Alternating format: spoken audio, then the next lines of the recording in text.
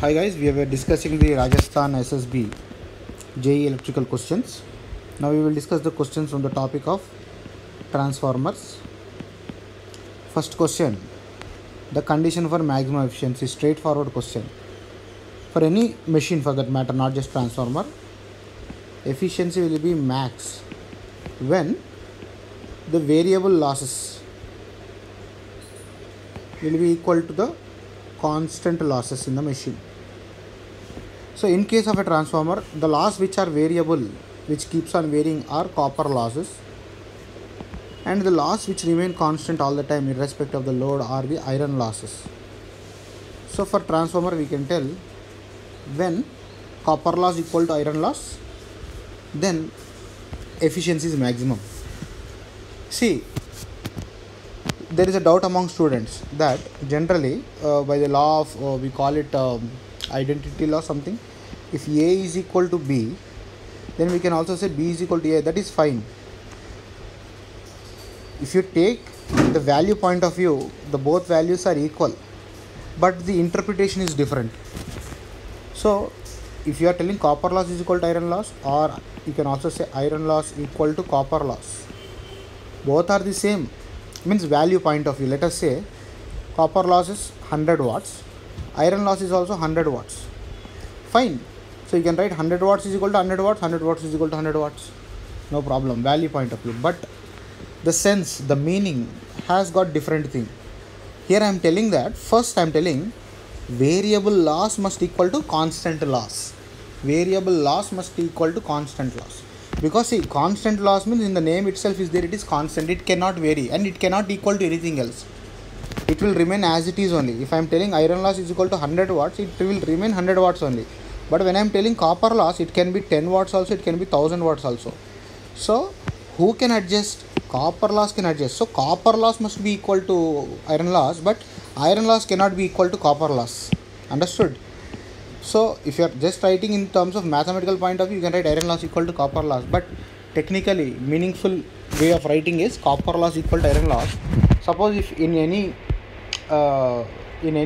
exam also, if you are supposed to encounter the options which will give, let us say one option will be copper loss is equal to iron loss and second option will be iron loss equal to copper loss, then you should go for copper loss is equal to iron loss. This would be wrong. Of course numerically it would be right, mathematically it would be right, but it is not right in case of meaning point of view, right? So the condition for maximum efficiency of the transformer is here is actually a very difficult cases there. See, questions are always easy, but options make them difficult. So here there are two choices for me. You see, as I told you, copper loss is equal to iron loss is the standard condition.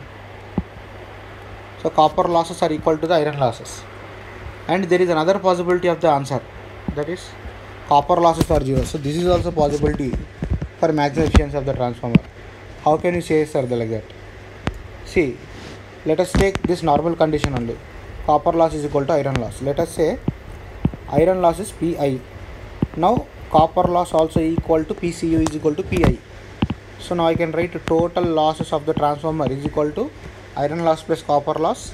I can write copper loss is equal to iron loss plus iron loss 2Pi, isn't it? And let us say what is the efficiency formula? Efficiency is equal to output power P out by output P out plus P loss, which is 2Pi into 100. So this is according to the first, means I can say option C condition, according to the option C. Now let us look at option A condition. Option A says that copper loss is equal to 0, iron loss is equal to what? Not equal to 0. Iron loss are there. Now what will be the efficiency of this condition? Output power P out by P out plus what are the total losses? Only iron losses are there. Now you tell me, in these both cases which efficiency will be maximum? Obviously this case efficiency will be maximum. I can actually compare this particular question with maximum power transfer theorem also. because the same kind of confusion or this same kind of question may be framed in case of a maximum power transfer theorem also. So let me explain you one thing. So for maximum power transfer theorem, so this is the source network, right? Source voltage, source resistance, and this is the load network, load resistance. Fine. So generally by statement of maximum power transfer theorem, by MPT, by maximum power transfer theorem, to get maximum power transfer, okay, I'm telling that RL is variable. So usually RL is variable, load resistance is variable. That means you can adjust load resistance to whatever value you want.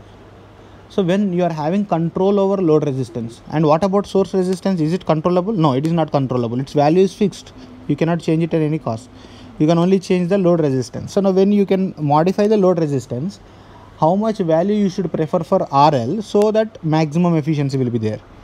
So that RL should be equal to RS. So now also you see, you should always equate the variable quantity to the constant quantity. You see, load resistance is a variable, RS is a constant. You cannot always equate constant to the variable, because constant is constant. How can you vary and how can you equate it to variable? Variable quantity may be equated to constant value. Understood? So variable will be equal to constant always, you keep in mind. So by maximum power transfer theorem also, RL is equal to RS. This is true. Suppose in the options he is given you what should be the value of RS also. He is giving you a choice. Okay, right. Now he has given you this circuit. Fine. So he did not mention this variable sign is also not there in the question. Now let us say this is a question. In this particular question is asking you what is the condition for maximum power transfer. So first option will be, let us say, RL will be equal to RS, and there is another option RS is equal to 0, and other option RL is equal to 0, and other option RL is equal to 2RS. 4 options are there. Now you identify what is the maximum power transferred to the load condition, which is the right option. So I will say the right option is RS is equal to 0. See, because earlier when you are defining actually the maximum power transfer theorem, you were having no scope to vary the source resistance. Then you are telling that RL should be equal to RS. But in this option, you see, he is giving you choice to change the source resistance, and he is giving you the choice to make source resistance is equal to 0. So if source resistance is made 0, you should go for that only. Why? Because when you are transferring energy, let us say you are transferring energy from where to where? From the source Vs to the load RL, isn't it? In the process of transferring energy from source to load, in between one fellow is there. Who is that fellow? This is the RS. Source resistance is there. Now source resistance will do what? It will dissipate the power, isn't it? Because it is having resistance. So basically in this process, the energy consumed by or the power lost at RS is itself the loss. And what is that loss value equal to? I square into RS, isn't it? So in order to get maximum power from source to load, losses should be as minimum as possible. Now in this case, in this circuit, when loss will be minimum? When RS is equal to 0. Understood? So when you are not having option to, okay, when you are not having option to make the RS equal to 0, then you have to go for RL is equal to RS. So whatever I was telling was designing point of view.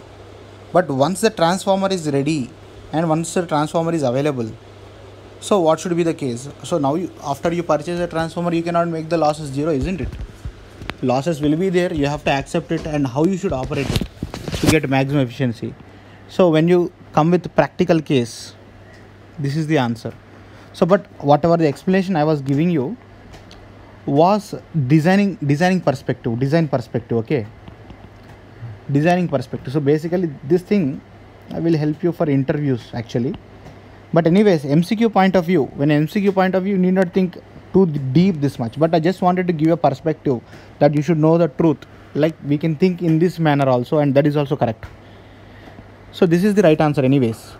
Next, silica gel is placed in, obviously it will be there in breather, and another thing is that silica gel original color is blue, and when it absorb the enough moisture, it will become pink, then you have to replace it or you have to dry the silica gel. Next, in a single phase transformer, primary and secondary induced voltage vectors are 180 degrees apart. Understood? So you should understand the vector diagram of a transformer. So how is the vector diagram of a transformer? So first, for transformer you have to understand the first, see this circuit diagram of a transformer. This is the primary winding. For primary winding you are applying some voltage, let us say this is V1 voltage.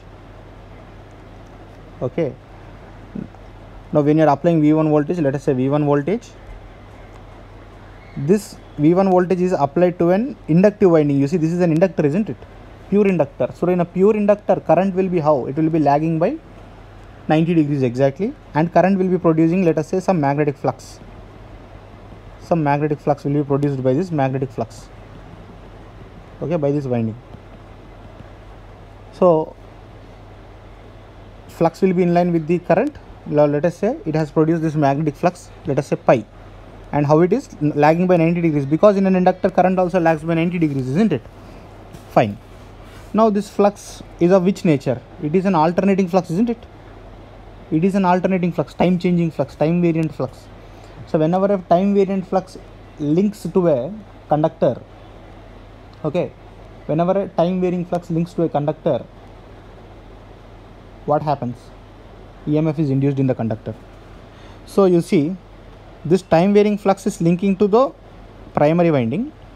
Since the secondary winding is also near to this primary flux, EMF will be induced here also. Let us say the EMF induced here will be E2, and this E2 is mutual induced EMF because it is induced due to the current changes in the first coil. At the same time, an EMF will be induced in the first coil also, that is E1 EMF. Understood? And always induced EMFs are 90 degrees to the flux producing it. So exactly 90 degrees below the flux, lagging flux, you will get induced EMF E1 and both E2. E1 and E2 both are on phase only because they are produced from the same flux phi. Now the question is about input voltage, okay, primary and induced secondary voltage vector. What is the primary voltage here? V1 is the primary. What is the secondary induced voltage? E2. And what is the phase difference between these both vectors? 180 degrees, isn't it? Fine, that's it. Next, full load copper loss and iron loss of a transformer are given like this. So copper loss like this, iron loss. What respectively? The copper loss and iron loss at half load will be respectively. So quite simple. I already told you iron loss is the loss which is a constant loss which remains all the time the same. So he told that 5000 watts is iron loss. So even though it is half load, iron loss will be 5000 only. If you check the options directly, you can you need not solve also. So options is the right answer here because it is the only option which is showing iron loss is equal to 5000 watts, and according to the options the copper loss is 1600 watts. However, if you are supposed to see the formula, copper loss, let us say PCU at any load, okay, let us say PCU X, means copper loss at X fraction of load will be equal to X fraction square, X square into PCU FL, copper loss at full load.